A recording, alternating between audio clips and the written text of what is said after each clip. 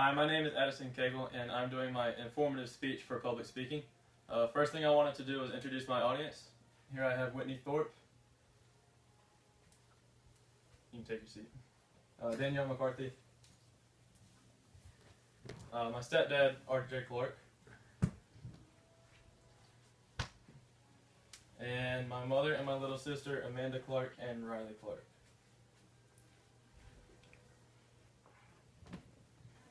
I had to do an informative speech in public speaking, and we could choose any topic, so I chose weaponry demand.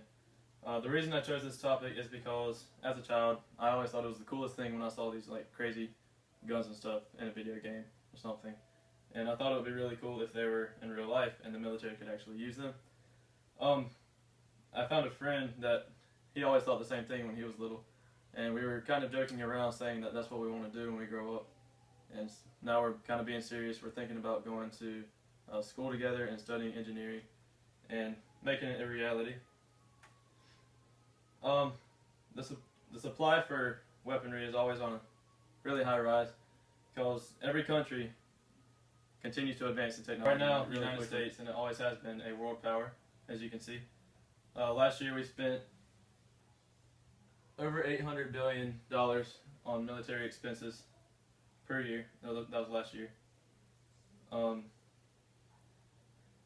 But between the countries is what I like to call the checker effect. We've all played checkers, where each of you move a piece, and you're either in the same position or you jump your opponent, then you're ahead, and then they jump you back, and then they become ahead again.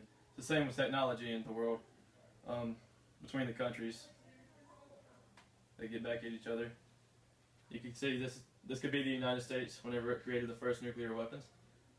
We gained power immediately. We were in the lead, and then soon after, all the countries matched our technology and tied up with the United States, and they also became first in the world. And then eventually, each country competes and tries to get better technology, and it just stalemates. Like I said, after one nation takes the lead, it doesn't take long for another country to take the lead again. I had to research what majors I would have to do to accomplish this goal with Grant. I looked it up, and the first thing that came up was engineering.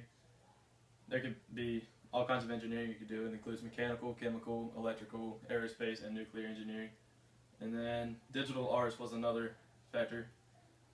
Computer sciences are important because you have to use that for measuring designs and all the math stuff that is taking place in it. Here's a few concepts of what the military is thinking about coming out with. You can see different kinds of guns that are used for battle. Obviously new armor, and then aircraft and ground vehicles. Here's a couple concepts that have already been made recently. In the middle you can see it's an aircraft, but it's not a man-flight aircraft. You fly it with a remote control, just like a video game. And so nobody's in harm flying the aircraft. This is the armor that they already wear. It's got all sorts of protection and packaging and storage spots. And then on the left is, I'm not really sure what kind of gun that is, but to me it looks like a long distance sort of sniper or something. And then that's the end of my slideshow.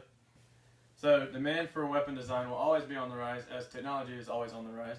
And in order for the United States to continue to be a world power, it's going to need more obtainable technologies, and it's going to need to advance quicker than any other nation. Hopefully they can do this and keep the peace better throughout the world.